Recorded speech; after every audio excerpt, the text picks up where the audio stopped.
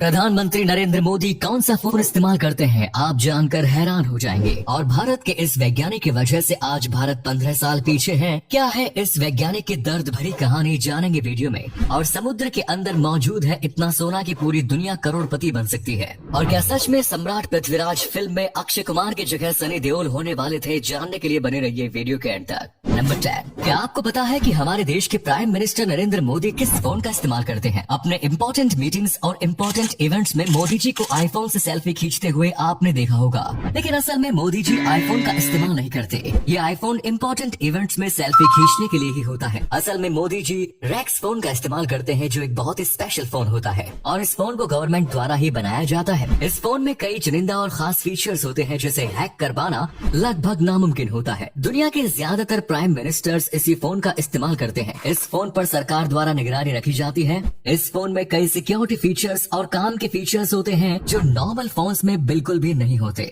Number 9, Bharat से एक ऐसी गलती हुई जिससे भारत स्पेस टेक्नोलॉजी के मामले में नासा से 15 साल पीछे हो गया। दरअसल ये बात है उस समय की जब नासा चांद पर पहुंच चुका था, जिसे देखकर भारत ने भी मंगल पर अपने सैटेलाइट को भेजने का ठान लिया। और इसके लिए भारत को एक साइरोजेनिक इंजन चाहिए था, क्योंकि इस इंजन से भारत कम खर्चे में ही मंगल ग्रह पर पहुंच जाता। साइंटिस्ट का मानना था कि ये इंजन जल्द ही बन जाएगा, लेकिन भारत की ये कामयाबी नासा से देखी नहीं गई और नासा ने इसी बीच अपनी बेहद ही खतरनाक चाल चली और उसमें एक महिला को इसरो के कुछ रॉकेट डिजाइन के साथ पकड़वा दिया। और ये सब देखकर इंडियन पुलिस ने 3 साइंटिस्ट्स को देशद्रोह और भारत की टेक्नोलॉजी दूसरे देश में बेचने के आरोप में गिरफ्तार कर लिया, जिसमें से एक नंबी नारायण भी थे, जो साइरोजेनिक इंजन को बनाने के बेहद ही करीब थे और वो कुछ ही समय में साइरोजेनिक इंजन बना देते। पर नासा द्वारा चली गई चाल की वजह से उससे पहले ही पुलिस ने उन्हें गिरफ्तार कर लिया। 26 साल बाद ये मालूम चला कि नंबी नारायणन देशद्रोही नहीं थे और इस प्रकार नासा अपने इस चाल में कामयाब हो गया और भारत लगभग 15 साल स्पेस टेक्नोलॉजी के मामले में पीछे हो गया। नंबी नारायण के इस दुख भरी कहानी पर एक फिल्म भी बन चुकी है, जिसमें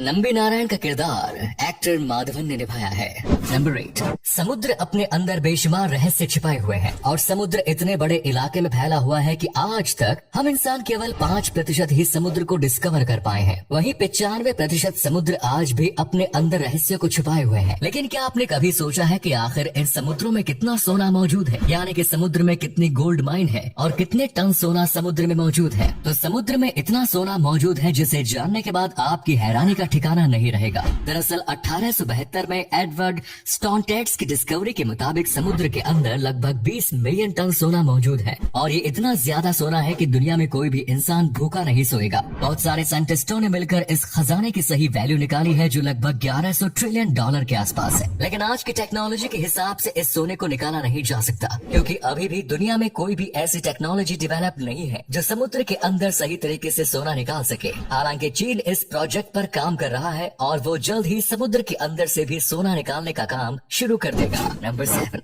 हाल ही में पाकिस्तान के जर्नलिस्ट ने कुछ ऐसा दावा किया है जिसे सुनने के बाद किसी को विश्वास नहीं होगा। ऐसा भी हो सकता है। दरअसल पाकिस्तान के नुसरत मिर्जा ने एक बयान दिया है जिसमें उन्होंने कहा कि मैंने भारत का लगभग 5 बार दौरा किया है और इस दौरान इन्होंने भारत की जासूसी भी की है। और आपको जानकर हैरानी होगी कि नुसरत मिर्जा ने 2007 से 2015 तक भारत की कुछ ऐसी खुफिया बातें पाकिस्तान सीक्रेट एजेंसी ISI को सौंपी है, जो काफी महत्वपूर्ण थी। और इन्होंने भारत में बहुत जगहों पर जाकर ये मालूम किया है कि भारत कहां पर कमजोर है और कहां पर हिंदुओं की तादाद ज्यादा है और कहां पर मुस्लिमों की तादाद ज्यादा, ताकि वो कमजोर इलाके पर हमला कर सके। हालांकि भारत पाकिस्तान के लोगों को वीजा आसानी से नहीं देता है और अगर वीजा किसी को मिलता भी है तो उससे एक शर्त रखी जाती है कि वो 5 जगहों पर ही घूम सकता है। अब इनके द्वारा किया गया दावा कितना सच है या झूठ, आप इस बारे में क्या सोचते हैं, कमेंट्स में बताएं। नंबर 6, दोस्तों, दुनिया में बहुत से स्टूडेंट ऐसे हैं जिनके घर में दिन होने के बावजूद भी सूर्य की रोशनी नहीं पहुंच पाती और बिजली का बिल भरने के लिए उनके पास पैसे नहीं होते और इसी कारण वो अपनी पढ़ाई नहीं कर पाते। लेकिन इसी प्रॉब्लम का सोल्यूशन निकाला है एक इंजीनियर ने, जो फिलीपीन के मनीला के रहने वाले हैं। इनका नाम इलाक डियाज है। इन्होंने एक ऐसी यूनिक तकनीक से रोशनी बनाई है जिसे देखकर दुनिया भर के तमाम इंजीनियरों की आंखें फटी की फटी रह गई। दरअसल पहले तो इन्होंने कबाड़ की बोतल ली और उन बोतलों में ब्लीचिंग पाउडर डाला और उसके बाद उन बोतलों को छत के आर पार लगा दिया, जिससे सूर्य की रोशनी आसानी से घर के अंदर पहुंच गई और हर बच्चा पढ़ाई कर लेता था।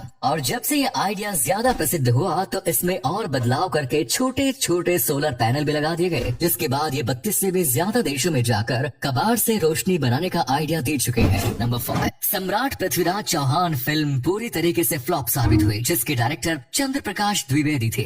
लेकिन जिस वक्त चंद्र प्रकाश द्विवेदी इस फिल्म की स्क्रिप्ट लिख रहे थे तो उनके दिमाग में सम्राट पृथ्वीराज चौहान का रोल करने के लिए अक्षय कुमार का तो नामो निशान भी नहीं था, क्योंकि वो इस फिल्म में सनी देओल को चुन चुके थे और सनी देओल और चंद्र प्रकाश द्विवेदी ने मिलकर इस फिल्म के लिए काफी बढ़िया एक्शन सोच में रखे थे। सनी देओल ने सम्राट पृथ्वीराज चौहान के लुक के लिए प्रैक्टिस भी चालू कर दी थी ताकि वो सम्राट पृथ्वीराज चौहान का रोल अच्छी तरह से प्ले कर सके। और फाइनली सनी देओल इस फिल्म के लिए सिलेक्ट हो गए। लेकिन जब इस फिल्म की स्क्रिप्ट यशराज फिल्म्स के पास पहुंची तो उन्होंने सनी देओल का नाम हटाकर सबसे ज्यादा बिकने वाले एक्टर अक्षय कुमार को सिलेक्ट किया, क्योंकि डर मूवी के बाद सनी देओल की यशराज फिल्म के साथ बात नहीं बनी और इस प्रकार सनी देओल इस फिल्म से रिजेक्ट हो गए। नंबर 4, अगर आपने ताजमहल का दीदार किया है तो फिर ताजमहल के साथ आपने भी अपनी सेल्फी जरूर ली होगी। लेकिन क्या आप जानते हैं कि ताजमहल के साथ सबसे पहली सेल्फी दुनिया के किस इंसान ने ली थी? ताजमहल के सामने अपनी सेल्फी लेने वाले सबसे पहले इंसान इंग्लिश म्यूजिशियन, सिंगर और सॉन्ग राइटर जॉर्ज हैरिसन थे।